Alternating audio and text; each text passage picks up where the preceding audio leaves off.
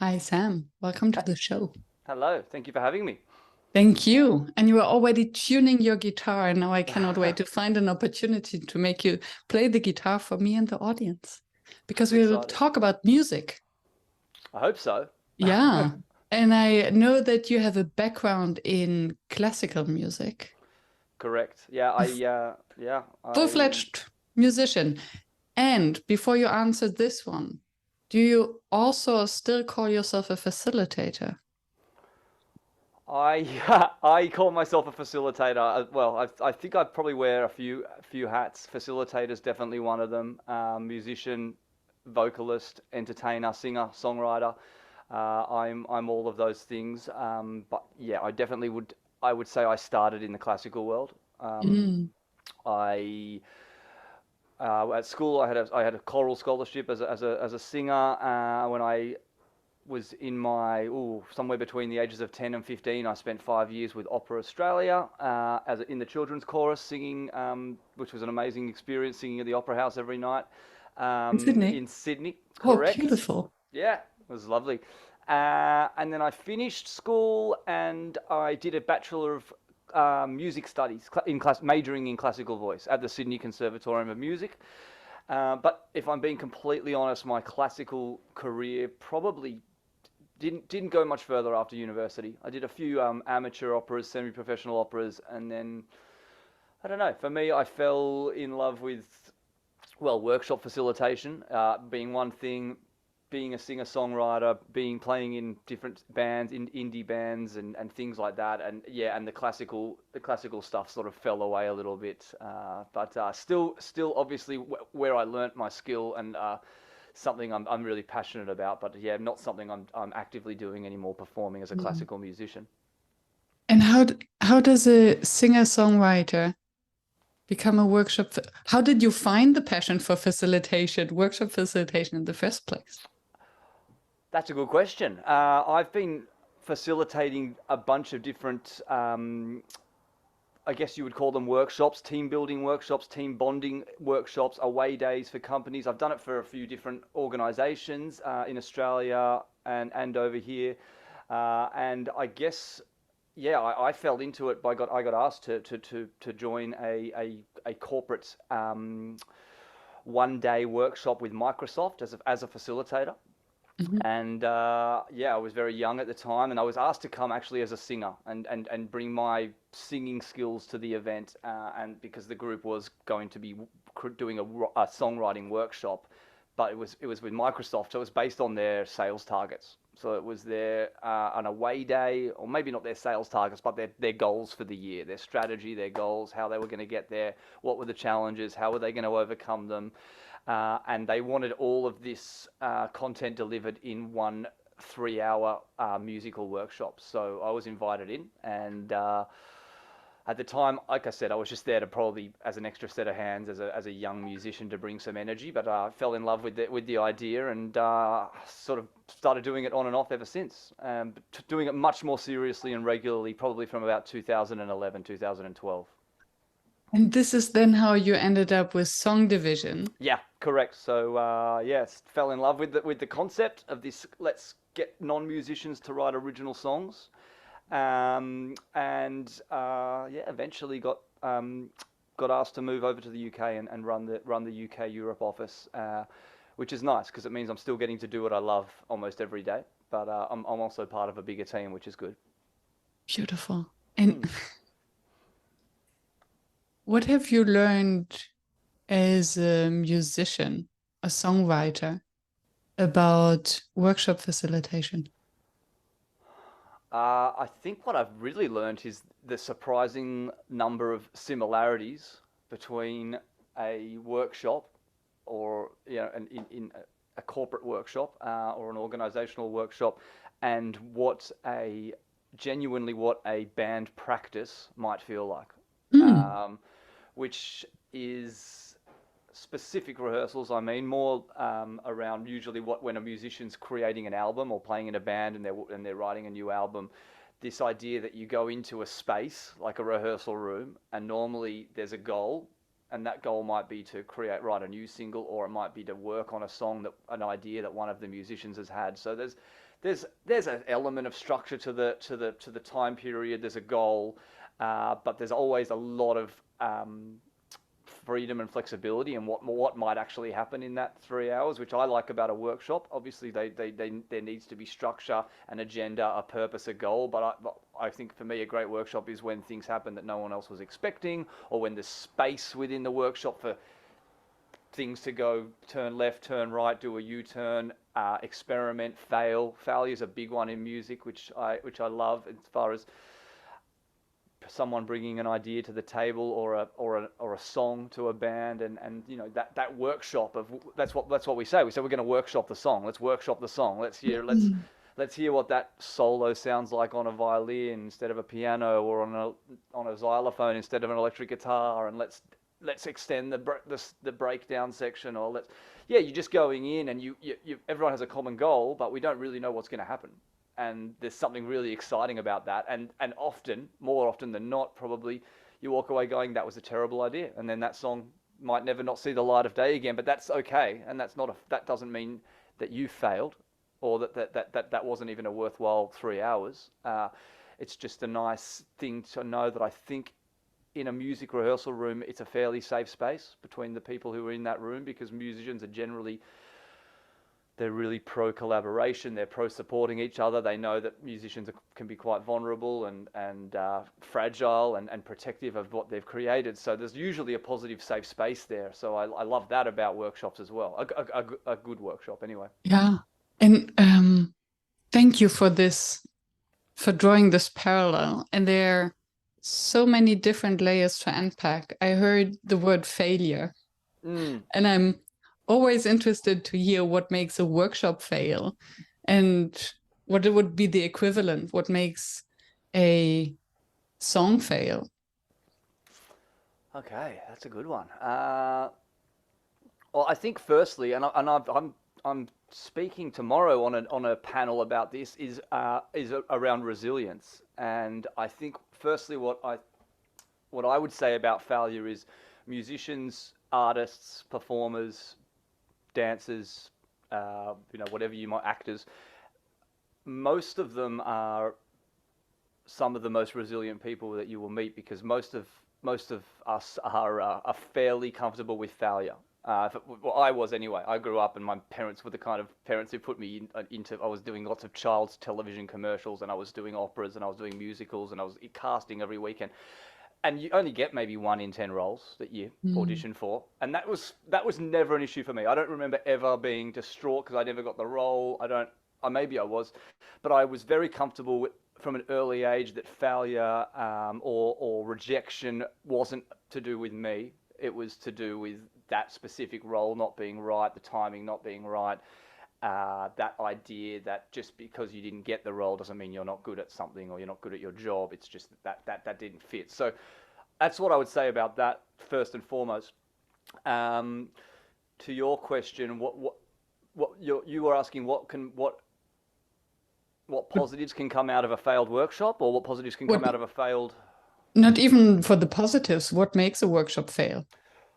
I think what would make a workshop fail, similar to perhaps a music rehearsal or a jam or a songwriting session, would be walking away not feeling anything different, whether it's better or worse. So you can walk away going, well, that failed in that, okay, we've decided that song's not going to be on the album, or that song's not going to get released, or that's done. That's not necessarily failure. That's a step forward. There's clarity there. It's when you walk away going, well, that was it. We've achieved nothing. We don't feel any different. We're not sure where we're going with that. Are we keeping it? Are we getting rid of it? Does anyone have any? Maybe it's an impartiality. Maybe the word's impartial. I prefer to walk away going, that was a terrible idea. Let's never do that again. And same with a workshop, or that didn't work. Then, oh, okay, that was okay.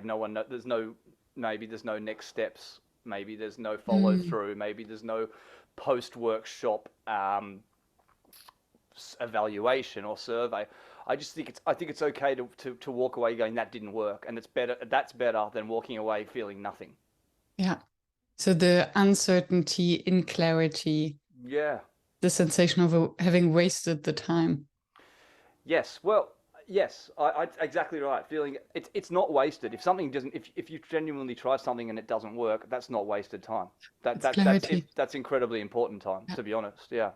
And what I like about this clarity, and I heard it in what you said before, that you learned from an early stage to deal with rejection, because you learn that it's not about you as a person, but it's about the role or the expectations.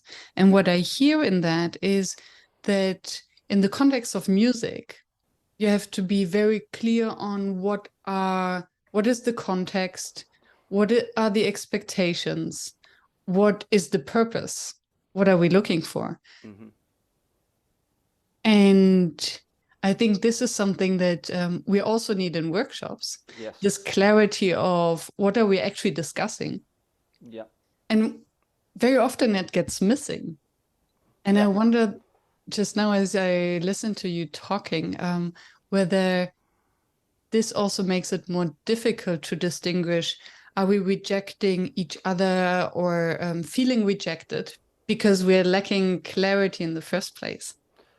I would say that's 100% correct. I think lack of clarity in any situation, in any workshop, in any team challenge, in any project that you're doing with your colleagues, I would imagine where they fall short the most is lack of clarity on what does success look like, what does a great outcome look like, what are we trying to collectively achieve here as a group. So yeah, I would agree with that wholeheartedly.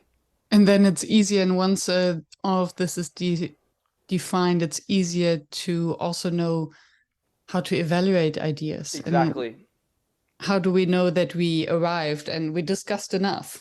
Yeah. Well, what did we say we wanted to achieve, and did we? And how? And if we didn't, why didn't we? And what can we do better?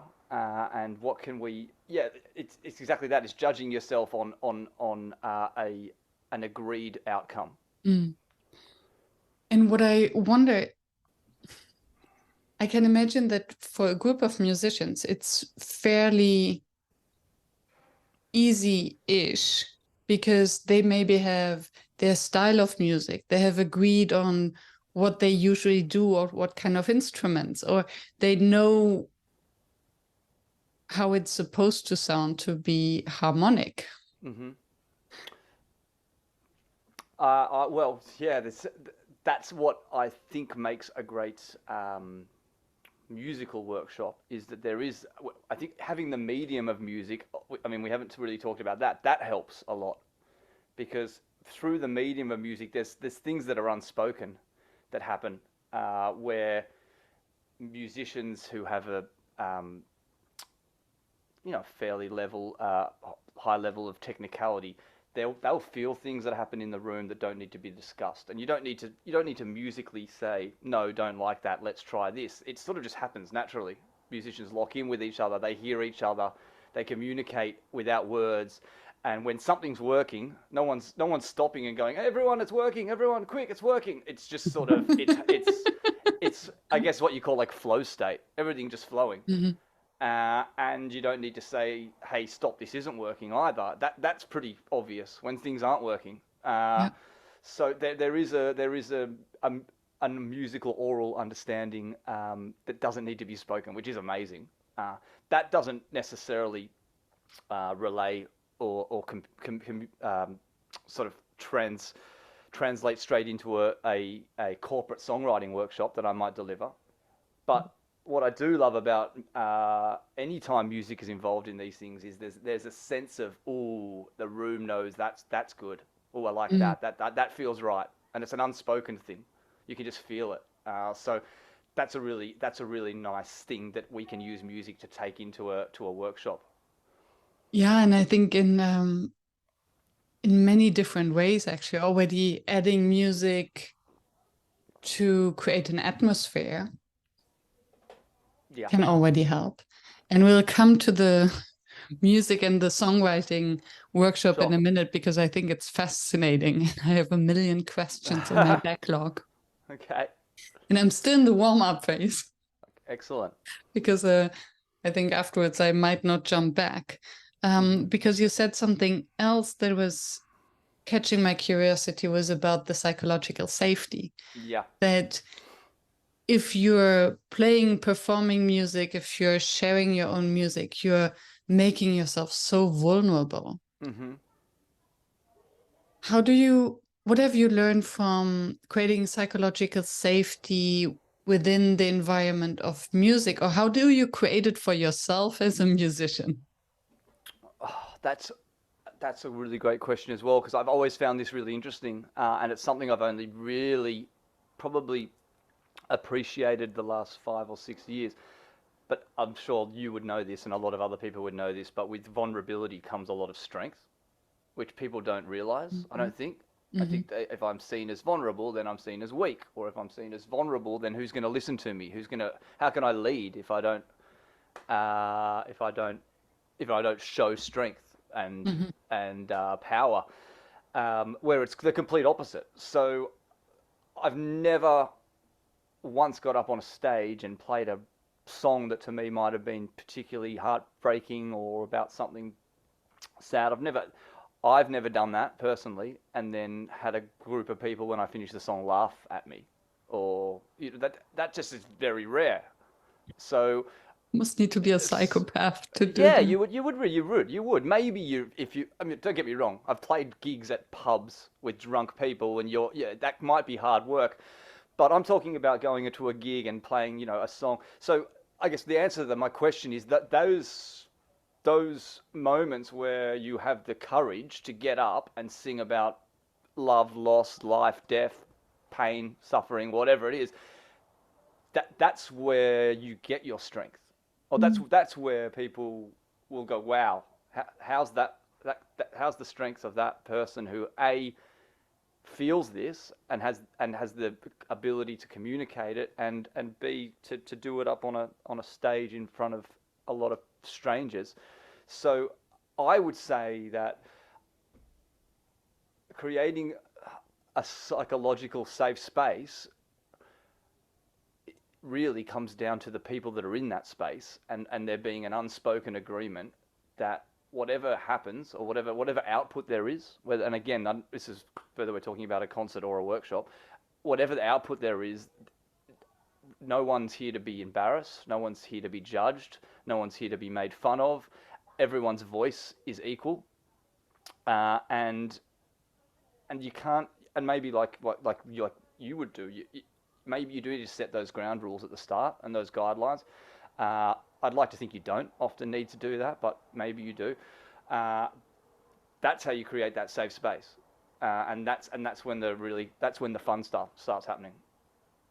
Thank you for sharing that. And I agree, often we don't need to set ground rules. And I know that some facilitators always set ground rules and believe in doing that. I'm more on your side that I usually don't set them. Mm. And from what I heard, what you just described, I think there's even more to that, because when you get up on stage to sing a song about love, loss, grief, Mm. feelings, emotions, all Mm. these deep things, you're exposing you make yourself relatable. Mm-hmm. And Exactly. I think you share something that is so deeply human, where everyone in the audience has a story or something where they're like, oh yeah, I know, I can relate to that. I know how this Exactly. is. Yeah. And thereby you create this bond of, okay, we're in this together. I And I completely think agree. so and then you don't have to ask them, please don't laugh at me No. because I'm sharing a love story. Yeah, exactly right. Yeah, well, you hit the nail on the head there. People feel so scared to share, or not scared, but Some do. maybe scared is the right word. And then everyone realizes afterwards that they all felt the same way. Well, when you hear a song and you've never met that musician, you don't know that musician, and well, that's what makes them. I think that's what makes musicians famous. Really, is it's that, oh my god, he just literally, or she just literally articulated exactly what I'm going through in my life right now. Yet they live on the other side of the world, and we obviously don't know me.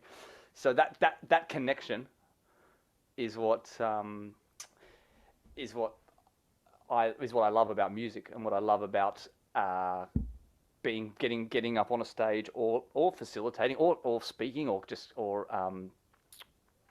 being part of a workshop. That's where the magic happens.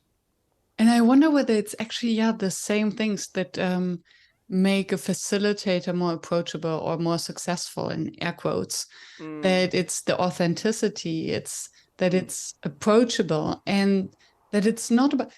I think when a good singer, or a singer that touches the audience, of course they are singing their own story, but still it's somehow in service of the group.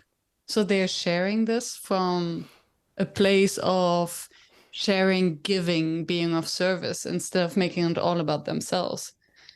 That's such a better way of defining a concert. I think it's not a performance; it's a sharing process. Like I've never really thought about that way. People get up, they perform their song or their band or their set, and everyone calls it a performance. But really, it's like, hey, I'm going to share some of the like deepest, darkest fears I have in my soul with 1,000 people, and I hope they either like it at best, or at worst they go, well, it's not for me, but I know I felt something, or I know I understood what I identified with something, in the messaging in the song. That's awesome. Yeah, I think then the only difference is that for a facilitator, maybe you don't want them to be overly emotional in their sharing. That's true. But at least to be authentic and create the space where others can be. Exactly. It's not a facilitator's. That's probably the one difference, isn't it? I guess a facilitator is not really meant to be the star of the show in a workshop. It's sort of meant to be not about them. I made some notes for this actually, and that was where I would have called my biggest weakness as a facilitator is I bringing the frontman performer part of me to that, and that's probably not right. Like as in making the parts of the workshop about me, or wanting to be funny, or wanting to have a chance to sing and play the guitar. That's probably the front man, or the ego. That's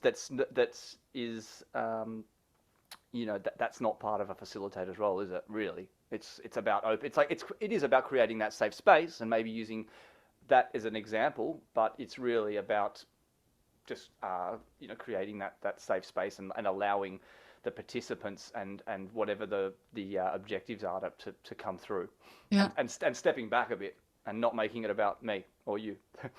Yeah, that's true. And still, I love that you're bringing up this topic, because of course it's not about us, and if it's ego driven or I want to show off, but then in the context, and we'll come to the songwriting workshops now, I think if you're asking a group to write a song, and then maybe to show how this could sound like, or to be more to create a certain atmosphere.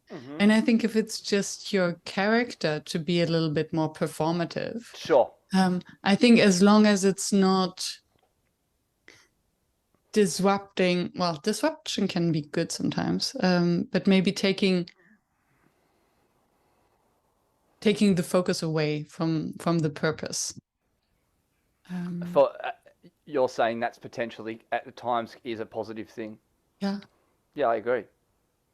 Sometimes maybe just a little bit of a breather, or a musical interlude, or something that can quickly just re-energize the room, re-engage the room, bring us back to our goals, bring us back to the agenda, whatever they might be. There's definitely space for that. 100% agree. Nobody wants to have a robot in front. No, I agree. And if they would hire an AI instead of a human. Well, that's exactly right. We still, thank God, we still crave the human element. But I think that's potentially what makes musicians or artists good facilitators. Comedians, you have to see some comedians can be really great facilitators. Excellent listeners. Great listeners. and Yeah. understanding the group dynamics, understanding Mm-hmm. what's going on. And I Mm-hmm. think that's also what you mentioned earlier about musicians, how they listen and communicate with each other without words, Yeah. body Yeah. language, and having the same understanding of what works, what doesn't. Yeah. Are we on the right track? Oh, yeah, exactly. Right. It's an unspoken thing, and it happens with musicians.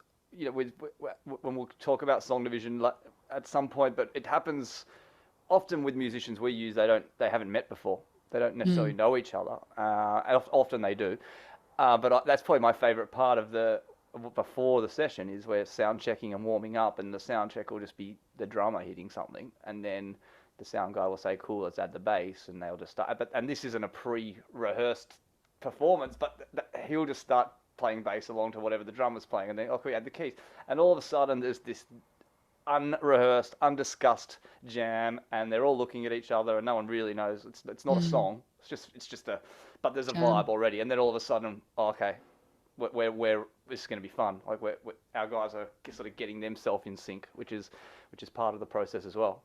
Yeah, beautiful. And then it's, yeah, bringing people together around the same passion obviously helps. Mm-hmm. And now I'm thinking of people, and you said that these songwriting workshops Mm-hmm. are usually for corporates, it's not for musicians. No, So, definitely not. so Definitely not. why, let's start with the purpose. Why would Microsoft, you mentioned Microsoft, or any other corporate, why would they want a songwriting workshop? To be slightly Well, provocative. yeah, that's my job to tell them why. um, Tell us why. yeah. Well, okay. Well, there's a lot going on there, but the main thing is, and this is getting a little bit neuroscience-y, but not too much. I'm not a neuroscientist, but done a fair amount of spent a fair amount of time and energy researching what music does to the brain. Uh, One of the biggest challenges you would know, and we get told about, especially the last 3 years, is connection. Employees don't feel connected, so it might not be anything to do with a specific new project or something they're rolling out. It might just be that like the team just don't feel connected, and that might have been because of remote working and pandemics, or it might have nothing to do with that. Maybe they're just a team that don't really haven't bonded. So before you can do, I think, before you can really do anything as far as fixing any organizational problems, even delivering a successful workshop, you basically need to really strengthen those bonds as quickly as possible. So music is probably one of the most powerful tools for doing that quickly, I'd say, in the world. So we're using music in that sense first and foremost. So we're using music as a drug to. We know when we listen to music, when we sing, when we perform, when we songwrite, when we go to concerts, when we listen to albums, we're releasing oxytocin in our brains. So when we're releasing oxytocin, we're activating the prefrontal cortex. When we're activating the prefrontal cortex, we're creatively problem solving. We're up for collaboration. The cortisol isn't pumping through our brain. We're not stressed. We're not defensive. We're not looking for an excuse to blame someone else because that deadline wasn't hit. And we're out of all of that, and we're thinking outside the box, and we're also releasing dopamine, and we're also feeling, well, we're creating that safe space that I mentioned, and that's kind of the first thing that needs to happen on our sessions. I think for a successful outcome, that's our first job. So normally that's how the sessions start, with live music, and a couple of just fun music exercises. I can see that. Mm. And when I think of singing, Mm. I can see the benefit of it. And I think that's why most of the cults or the church Yeah, use singing. religion in and general. Yeah. Singing together is incredibly bonding. All these mantras singing. Yep. Well, I think choirs are more popular than ever. Really, Yes. like the pub choirs, and there's a big thing for like a resurgent for the choir, which is amazing because And that's I another, think yeah. And at the same time, the voice is something so vulnerable. So having a voice, not having a voice, Yep. also in the context of a corporate. So how do you introduce the notion of participating and having a voice in that? How do you warm them up to actually use it? Or isn't it about singing and just the writing? It depends on the workshop, but the first thing I will say in any of our sessions is, well, not one of the first things I'll say is, yeah, we're gonna be working together for the next 3 hours. We're gonna be working through a certain problem, mate. Let's say this is a team cohesion workshop. 20 people, team cohesion. We want to get the team working more cohesively, which for us generally means building trust, sharing vulnerabilities, giving people insights into our own personal lives, things like that. That's what the workshop covers, very top level. But before any of that, we're gonna work through it, and by the end of the session, we will have written a completely original song. Now, I totally get that is met with about 30% of, oh, that sounds fun, and 70% of like, get me out of the room. This is my worst nightmare. So I get that, and I'm okay with that, and that's totally fair, because most people have some sort of, I guess, some experience where they've been on stage or sung, or there's a real fear there, whatever the reason is. So that's the first thing that we cover actually is, hey, just before we start, here's what's not going to happen. I'm not going to make no one sings on their own if they don't want to. I'll never put a microphone in your face and make you sing. No one has to sing at all if they don't want to. Even it's about group performance. If you don't want to do that, that's fine. If you want to sit back and enjoy the show at the end when we perform the song, that's completely fine. That never happens, though, by the way, because by the time we get to that, we have built this incredible, safe place. No one's here to be embarrassed. We're never going to embarrass you. We're going to put you, yes, we are going to push you out of your comfort zone ever so slightly, but we're going to do it in an incredibly safe space. All of our sessions are delivered by at least 2 facilitators. One is an out-and-out facilitator, for example, like myself, and the other one is a facilitator and a musician, but who's incredibly experienced. So they toured with big stars, like people like the Sting and the Killers and stuff like that. So the attendees know that there is a dedicated musician whose job is to take all of the content and at the end of the session perform something which sounds amazing.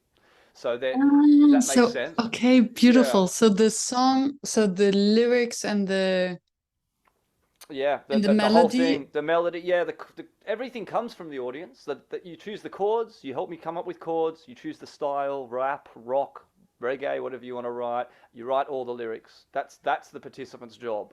And then at the end, we perform the song, and we want everyone to join in like a choir. But like I said, we don't force it.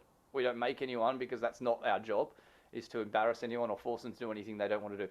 But because of the process, and because they've created something completely from scratch, we don't change lyrics to get lucky. It's theirs, and and there's an incredible sense of ownership and pride by the end, that the performance is just it's not even a question. Everyone just gets up and sings along because it's fun, and we spent that time building that trust, which is really important. I can imagine. And you said a few things that made me look up. I'm like, oh, now I get it. Yeah. Said it's about the type of music. Is it reggae? Is it rock? Is it pop?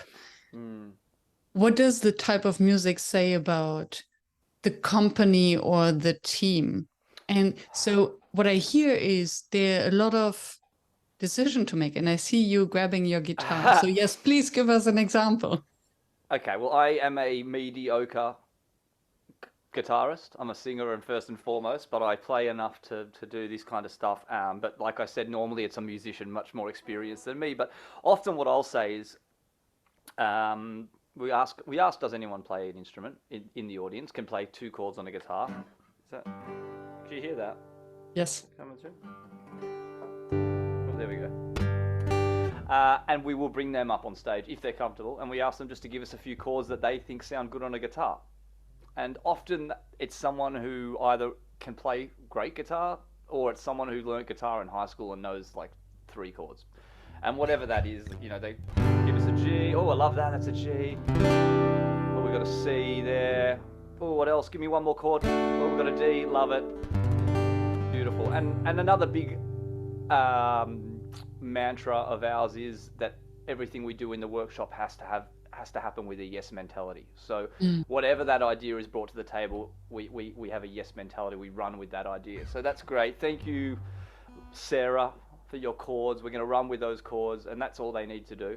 And then we might say, right, what's the sound of this song, or what's the sound of this team? What are we trying to achieve here? So don't tell me your favorite style of music. Tell me what the sound of this group is. And we'll give you some examples, and it might be, hey, what does rock represent? Are we rock? Are we solid? Are we there? Are we in your face? Are we reliable? Are we sort of classic? And and what's the sound of that?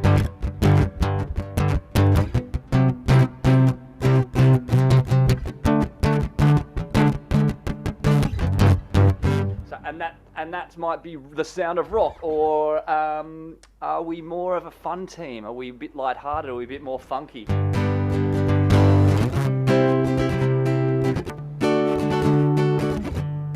Or the reggae vibe. Maybe we're a cohesive, relaxed team, and we do things with nice flow.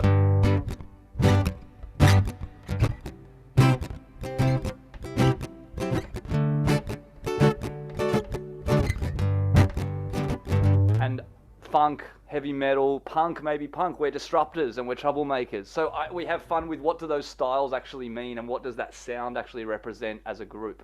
And how do you usually experience that? Is it similar to what you explained when you worked with a group of musicians, that they would almost magically all agree on a certain style? Thank you, by the way, for... That's okay. That's okay. That's one thing I would say is slightly different to the song, to the musicians in the room, because, and this is from my experience, but if you're, I've played in bands, and bands generally have a sound that they're trying to be. If you're Coldplay, maybe Coldplay's not a great example because they are incredibly eclectic.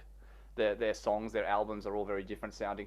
Let's go with like a Rolling Stones or a Kings of Leon sort of band.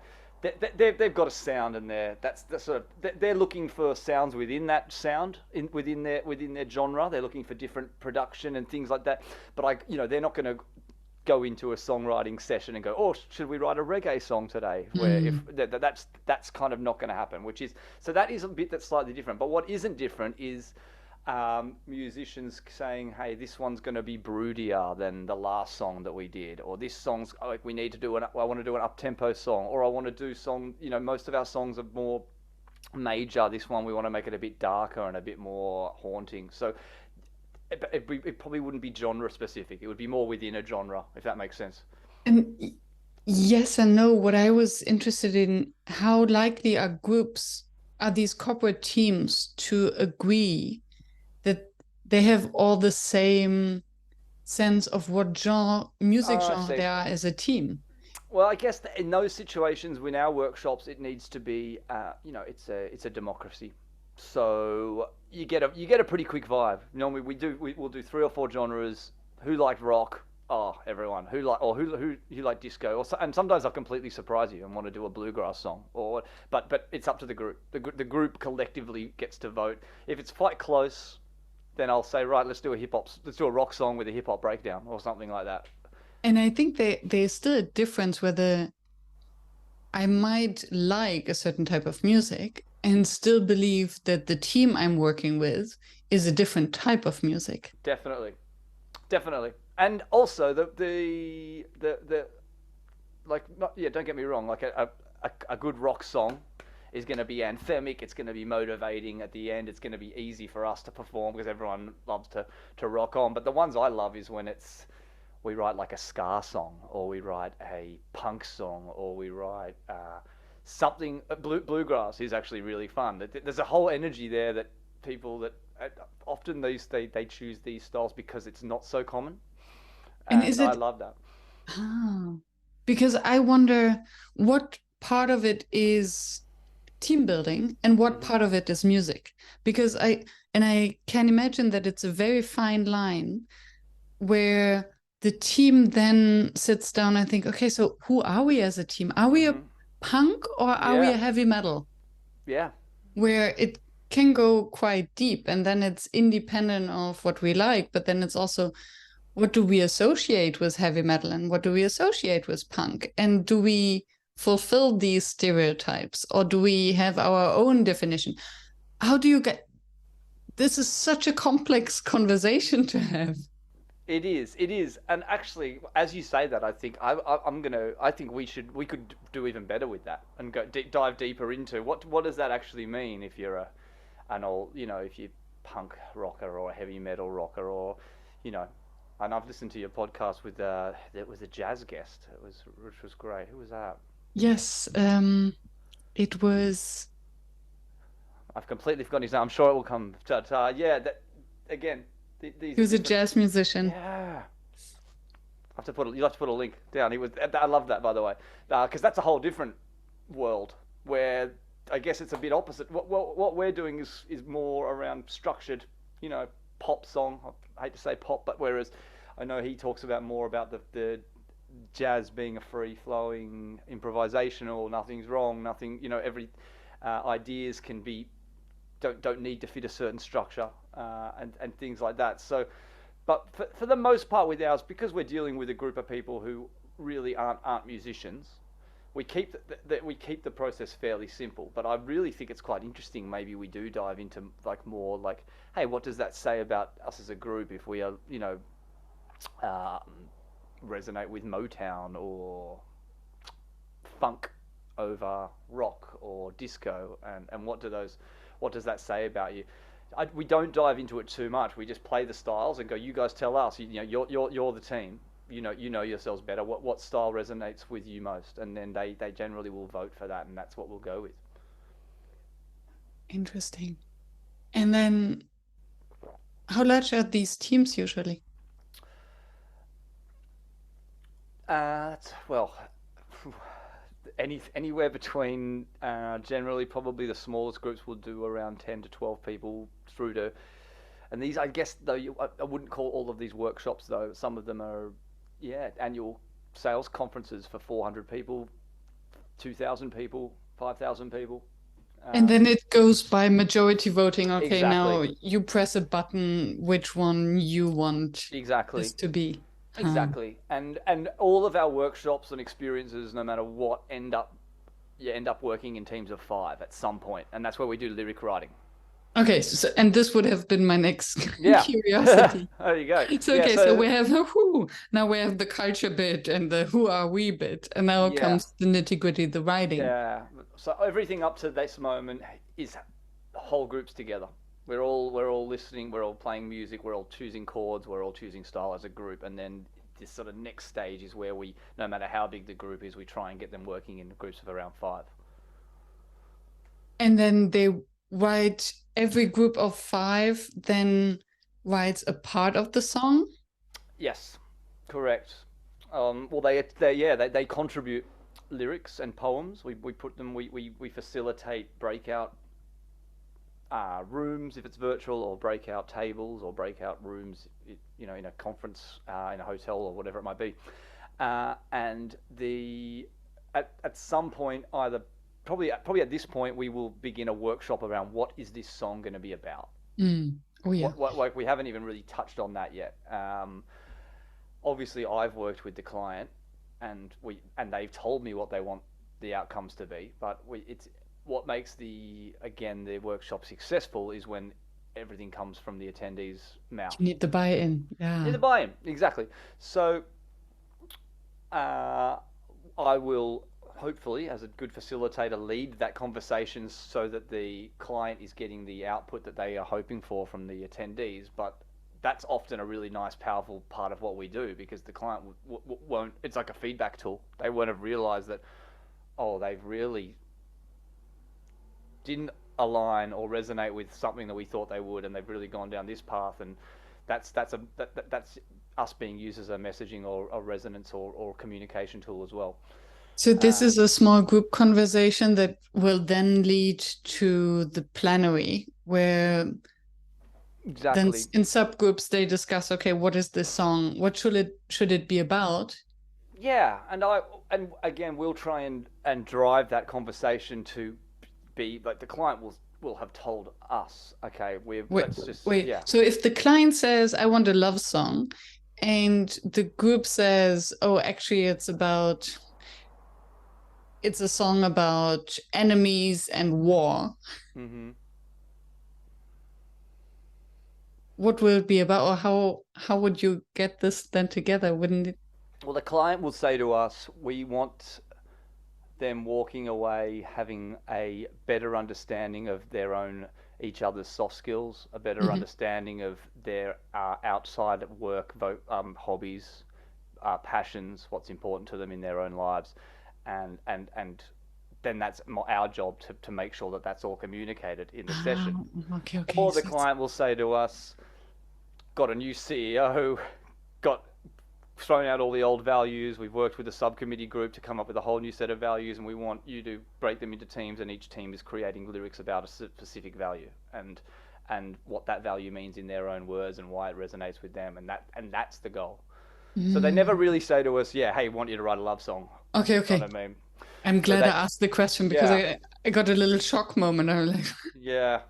But okay, it's this funny you makes sense. mention that because yeah, I will go in going, hey, we're going to write a song about these new these let's just say it's the new values of trust, collaboration, um, empathy, respect, and it's going to be this big lovey-dovey thing. And what comes out of the session is that perhaps potentially a group of people who don't feel engaged or don't feel that the company lives the values every day or doesn't feel that that sort of love and sense of collaboration, and so we're in there trying to navigate that. So Has in this that sense, happened? Because, yeah, I can imagine that this can be quite provocative to write a it song can, about the company values if nobody really feels attached to them or has any positive examples. yeah, it can. We try to keep all of our sessions very positive, obviously, and music helps with that as well. So just having that music as a tool for that to get people, pardon me, to get the oxytocin flowing, get people in a place where they're looking for positives and looking for solutions. That's what. Mm. So it's never a hate fest. It's never I don't want to. My colleagues are never there for me and blah blah blah. But we do often get. I get a sense at times of a bit of frustration at the start of the sessions where we're gonna write a song about what does what does collaboration mean to you in your own words, and a sense that they don't feel that sense of that they can rely on their leader or their boss or things like that. But I guess that's part of our job is to try and use music to help um, to, to change that energy. And then it would be an opportunity also to, because the song doesn't have to be about the reality, but maybe about the wished reality or how it could be better. Exactly, and that's a really good point. Actually, that's probably what I would say. One of my favorite parts of the session is normally when we're coming up with, hey, what's this song going to be about? It's four questions, and there's normally two or three of those at least are very positive questions. The one that's the most important is the challenging question or the uncomfortable question, which means I think it's nice because the group goes, oh, at least they're identifying that it's not just going to be a lovey song, but yeah, normally there'll be something like, hey, yep, what does the people in this workshop mean to you? What do you love about the people in this workshop? Positive. What value do you align with most at the company? Positive. And then I like to say something like, hey, what frustrates you about Mm. the team? Or what challenges are you foreseeing at the moment? Um, what's not working? Things like that. And then trying to bring it around with, hey, how can we fix it? Or Mm. how can we overcome these challenges? But I think you have to give space for the negatives, or else it comes across as a bit insincere and a bit, what's the word, staged, I guess. Yeah. Yeah. Um, Which is a funny word in this context. And I think yeah. then it can become very cynical. Yes, That's something you exactly. don't want, right? Yeah, exactly right. And not everyone feels like they need to have a deep connection with their colleagues. Not Yeah, everyone that's an feels that way. assumption. Yeah. Some people just like to do their job and go home and do it. And we do a lot with big tech companies and really, really good, nice people. But you'd notice a difference between a bunch of technicians on a team building event who really enjoy the music stuff. A lot of them are actually really good, like, bedroom guitarists and digital music guys and girls. But they don't really want to write we love our company and we are the best. And they prefer to write a cool song about maybe the challenges that they're going through. But we'll always try and focus on what are the solutions, or how we're going to get through them, or how we're going Yeah. to overcome them. And what comes to my mind is a hero's journey.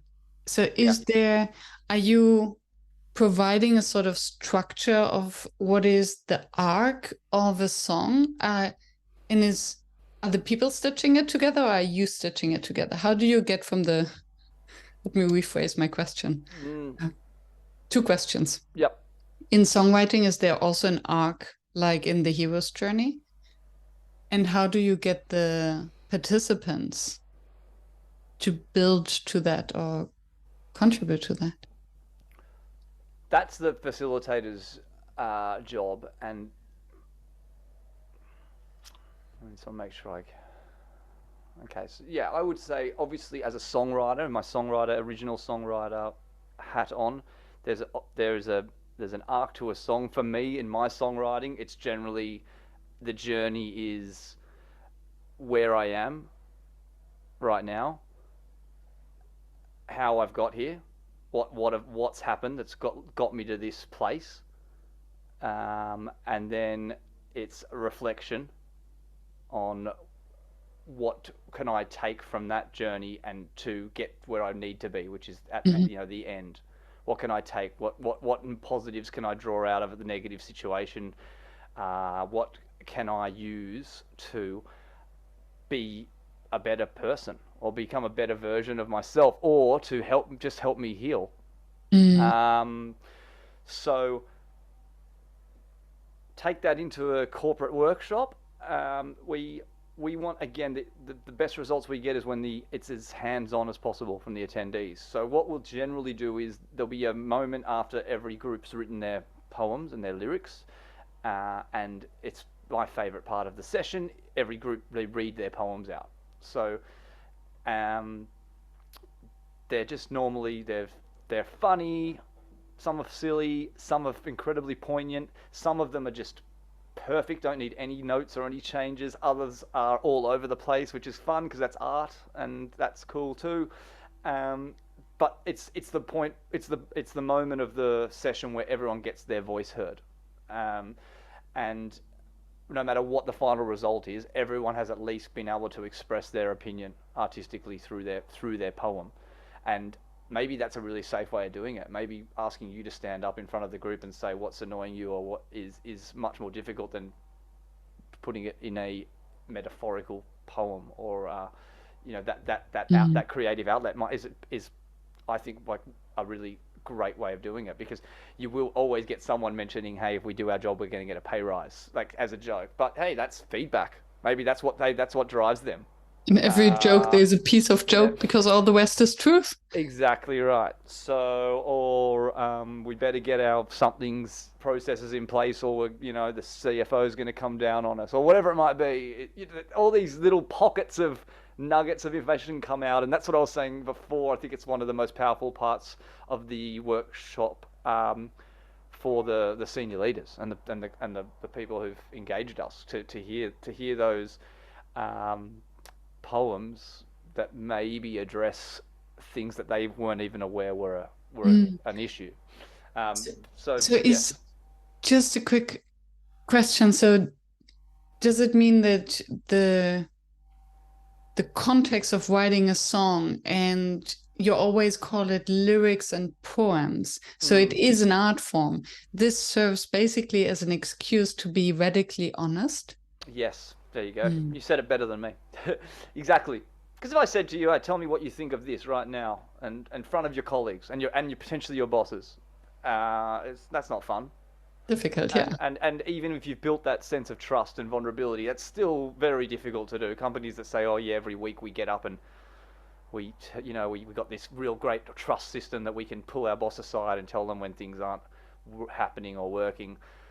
That's difficult. Mm. I don't see that very often in reality. But with what we do, yeah, there is an ability to use music as that playful tool to maybe communicate a frustration or communicate something that wouldn't have happened otherwise. So yeah, what was the question? Oh yeah, so the arrangement of the song. So we read all the poems out, we share them all. There's normally more poems than there are space for the song, if that makes sense. So it's the facilitator's job, if that's me, to we want as many people's contribution to be in the final piece as possible, but maybe some poems are quite similar or they've touched on the same thing. So we work as a group, and I will guide it, but I very much am wanting approval from the group as a democracy. So I'll say, like, based on my own hero's journey, I'll say this is what I love when I write a song is this is where we are right now. This poem for me really signifies where we are as a team, where you are as a team right now. I think that's verse 1. I think that's a statement. This is us, who we are, where we are. Personally, then I'd be looking for poems that talk about how we got here. So you would really bring your own expert hat in Yeah, this yeah, stage and then guide the group and yeah. advise them on how to build it? Exactly, and I don't really do that on purpose. That's just my style. Is that my songwriting arc, my natural songwriting arc, is where we are, how we got here, where we're going, how we're going to get there, Yeah. and what greatness looks like at the end, or what that hero's outcome is. So but I will give them options too. So I'll say these two poems are both great where we are sort of startings. Which one do you guys like more? Which one do Yeah. you, or why don't we take 2 lines from this one and 2 lines from that one? And they love Yeah. that because we'll bring them. And then yeah, this one's so simple, but it's really repetitive and powerful. Maybe that's a chorus. Maybe that's just that's just the message there and then. And I will, and so I'm guiding it, not Yeah. basically, yeah. And in your experience, does the group always come up with content that basically covers this entire arc or journey? Or what if there is no solution, no highlight, no takeaway? Would you make that up? Very, very rarely would we do that. We sometimes will have some pre-baked content Mm. just as a backup, but we just don't. It doesn't really happen. Um, Or you what I teach? yeah, Do you teach them the arc in the beginning? I don't teach them the arc in the beginning. I when we get to that part of the session, I talk about, okay, this is for me what a song looks like, where we are, how we got here, where we're going, how we're going to get there, and what the final outcome will hopefully look like. That happens in that arrangement section Mm. for us. And don't get me wrong, like it doesn't necessarily probably that perfect form doesn't happen every time, but something is put together, something is performed, or that's when we get into you were asking about the sort of performance part of it. By this point, people they've seen their colleague come up with the chords, so they're very supportive of that. They've Mhm. voted on the style as a group. They've all written and shared their lyrics in small groups and then for the entire group. They then agreed with me to some level about where the poem should sit and what sort of Mm. order there is. So that by that point, they're very invested and they're very proud of what they've created. And I always liken it to I'm a terrible painter. And in lockdown, I just started trying to do just paint flowers and things, and they're so bad. But like but I did it, and I something I didn't think I could do, and I did do it. And so you're very proud of what you've created, and this is before we've You even get performed it. attached, yeah. Yeah. So and then you can imagine it's being performed by a really great musician, and all your job is to do is if you want is to sing along. And by that point, we've started singing the chorus a few times, and that's always very catchy. And there'll be a whoa whoa section and things like that. So yeah, by the time we get to that part, there's a few other things I do. I do breathing exercises. I teach them humming exercises. I get them comfortable making noise as a Mm, group, very, very subtly, and we ease them into the performance part. But what we do say is this isn't about we're not our job isn't to teach you how to become a singer or a musician. Our job is to just for 3 hours take you out of your whatever your role is and create a world where you feel like you're a musician. so it's 3 hours long. Oh, so no, not really. Anything, literally anything. Yeah, they're all bespoke. So 60 minutes, 90 minutes, 3 hours. We don't often do much a standalone event over 3 hours because I feel that that's probably creation. What was I going to say? Creatively draining, Yeah, especially for people who don't do it. and it makes sense. And then the now being aware of the time constraints, it Mm. also, if we have less time, then it's okay not to be perfect. And then there's a little bit more energy also in the space. Yeah, I love that. To be honest, I think the the the 90-minute version or the 75-minute version that people they're not expecting a perfect performance at the end. Like we just created this, we Yeah. literally just did it, and everyone's really pumped and they're like excited Mm. uh, and yeah yeah, that's not chasing perfect is a nice idea, I think. And now I And totally understand also how this fits into the yearly reunion or yeah, a kind of event where the entire company comes together or a larger group, and then it replaces something dull like a speech or yeah, just a normal workshop where at the end everyone has something to take home and to exactly. remember this one particular event. Yeah, exactly. I think yeah, we're probably replacing the place of a keynote speaker Yeah. more often than not now, and I think that's fairly commonly agreed, isn't it? That people don't want to sit and watch a 90-minute person speak. They want to be heard. They want to be part of it. They want to feel that their voice is um, being heard as well. So yeah, that's fairly common. Yeah, like you said, it's an annual get together where Yeah. we're pumping it up. But having said that, we'll work with the small groups at a company all throughout the year virtually, and then at the Ah, end yeah. of the year, each group might get to perform their song in person for each other, or Beautiful. make a little album. Nice. I can also imagine that it could be a very cool thing to do at the end of an offsite. So you Yeah. have a 3 days offsite, and at the end, you all Mm. write a song about that and the Yeah. results of the offsite together. Yeah. I That's common. instead of the minutes Yeah. or the one page summary. Exactly, very common. Yeah, yeah. So that's a common brief for us. So we are the final thing at the event. So let's like, what Yeah. did you learn? What were the key takeaways of the big sessions? What again? What resonated with you? What are you excited to go back and do now and implement in the workplace? So using music as that reinforcement tool and helping people remember the takeaways too is a big Yeah. one. And to what extent are you um in I'm missing the word intention. In what extent are you intentional of creating a song that becomes like something that you cannot get out of Like your an mind? earworm. Earworm. Do you say that in An English? earworm, Earworm. yeah. Oh, yes. Is that what you call them? In German, Yeah. Ohrwurm. Yes, I didn't Ohrwurm. know that it was an Yeah. English thing as well. Yeah. Are you intentional on that? Yes and no. I think it's our job to make it fairly. These people have never written a song before, most of them. So yeah, we're not creating. We're trying to create something that's catchy Hmm. and simple, and we'll have them. Hopefully, yeah.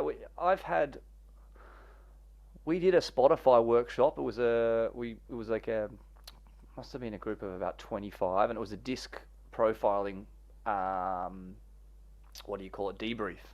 So they'd done the disc profiling, and I'm an accredited disc facilitator as well. So the workshop was going through everyone's results. What kind of personality are you?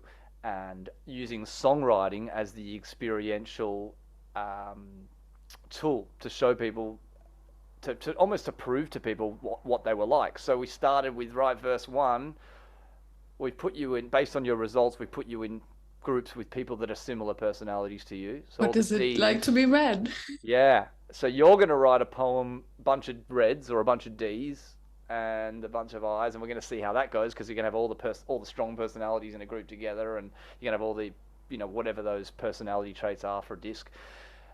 Then we talked about more results. We went through more people's results, and we had some fun with that. Then the next verse they had to write, they were mixed. So the D's and the I's got put together, or it was a full mix of completely different personalities. How did that translate? Who took over the group? Who sat back and didn't want to cause any conflict?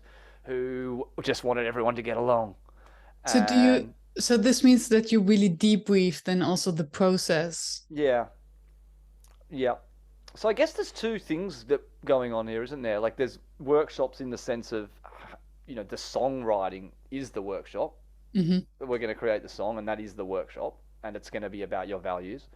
Or there's a workshop where we are workshopping a specific goal relating to the organization, or like a disc profiling, and we're just using songwriting as the bit to, as a method or a tool, as a tool, an amplifier. Yeah, exactly right, to help resonate with the key takeaways. But anyway, the reason I brought that one up was because about 5 years later, I was at a pub in Sydney, and someone grabbed me on the back of my shoulder and was like, "You hosted that Spotify thing," and then he was, I think, probably had a couple of drinks, and he just started like singing the song at me, and I was like, "Well, that's pretty cool."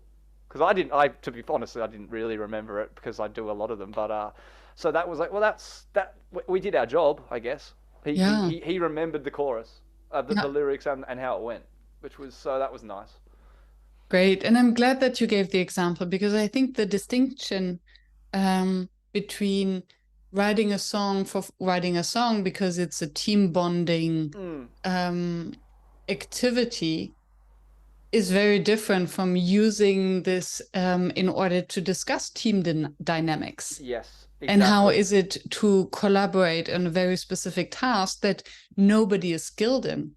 Exactly. Yeah.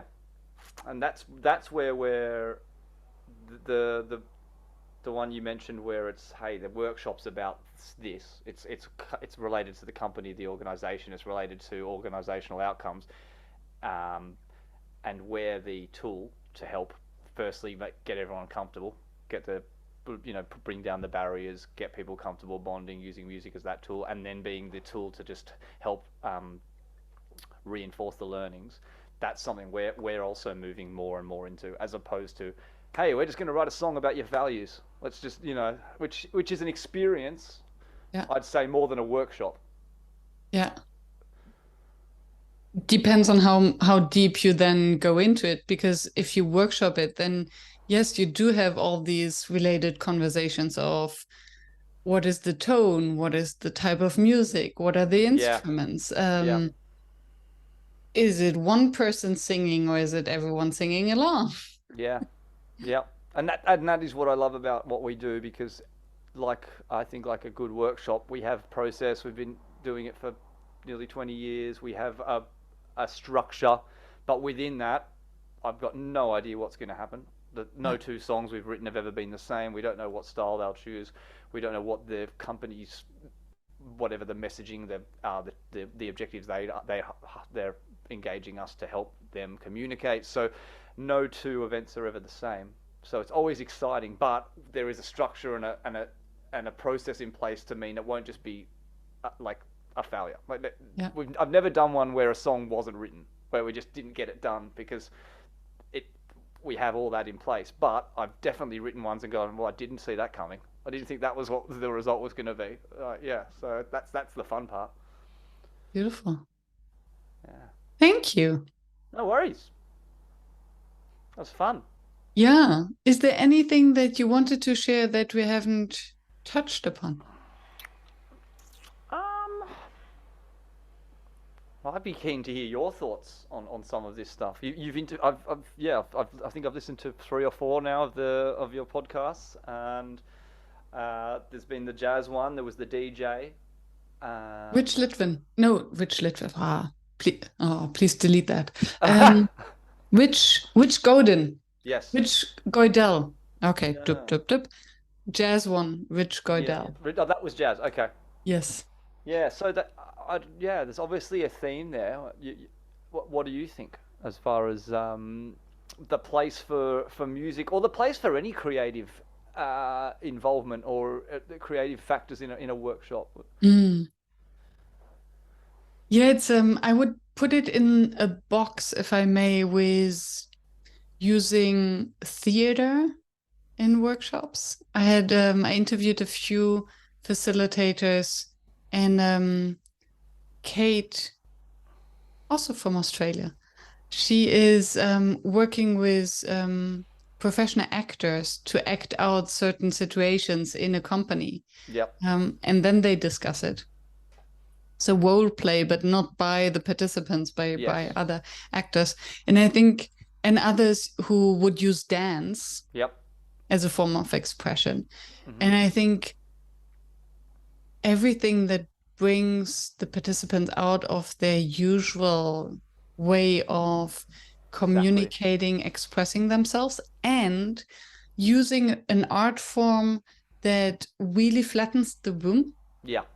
Because if you have two musicians, then, or if it's a company of musicians, then it's something different, because Yeah. suddenly you have this competition Yeah. and this notion of quality, I I agree. think, which can really bring a different vibe into it. Yeah. But otherwise, I do think, as you mentioned in the very beginning, that it has something bonding, because it appeals to very human traits we have, where we just appreciate the arts Yeah. and Yeah. creating something together. Yeah. That's not a Definitely. post-it note. Yeah. And like you mentioned, it for the most part it puts people on a pretty level playing field within the workshop. Like we're trying, we want, obviously depends on the client and what they want from the group, but in general we want the group to be on a level playing field no matter who's in there. So it might from the less younger, less experienced people in the team all the way through to the senior leaders. We're trying to get rid of that hierarchy for 3 hours, and music Yeah. does have the ability to do that because everyone, well, most people love music, but most people have very specific tastes. So that's always fun trying to, a nice example, the boss who's a big fan of Madonna and the younger employee who's a big fan of Lady Gaga, who are basically very similar artists from different generations. So there's a connection there. So trying to find those examples where there's no higher or lower, we're all on the same field. For the most part, everyone in the room isn't a musician or a songwriter, so we're not, so no one's going to hopefully dominate. Yeah. And I think whatever opens a window into our private lives, and music is a very easy one, where suddenly the boss who listens to Madonna, we get this opportunity to just imagine them as a private, normal human being. Exactly. Well, the first thing we do in our sessions is actually, as a icebreaker, is ask everyone to share with the people next to them the first concert they ever attended. Ooh. Which is fun because A, pretty much everyone can answer it, and B, we talk about the science at the start, and we're not even listening to music yet. We're talking about music, and the room just erupts. So I say, right, you got 3 minutes, go, and the room just gets so loud with laughter. Yes, and because we were young, and it was and so music and memory, yes. And that's a cool thing. So we haven't even started using music as to do all those amazing things. We're just talking about music, and already the oxytocin's pumping and the brains are all going off and everyone's got a smile on their face, and sort of ask people to put their hand up and give who's got a good one, and someone always saw Queen and someone always saw Prince, and someone and it's just this, all of a sudden we haven't even started writing a song yet and the room is buzzing.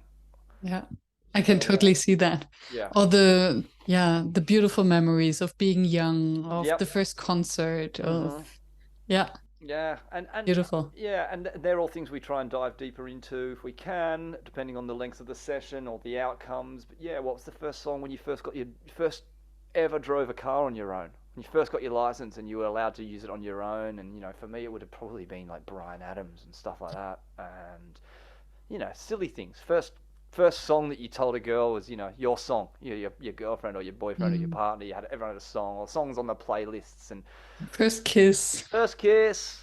Oh, brings Yeah, It's always like, yeah, talking about it right now is making me think of that kind of stuff. So beautiful. it's all about level playing field. It's all about getting people, like you said. So all of a sudden you're picturing your boss at a Van Halen concert in the '80s, and hey, man, they used to rock and party just as like you did, and Yeah, that's cool.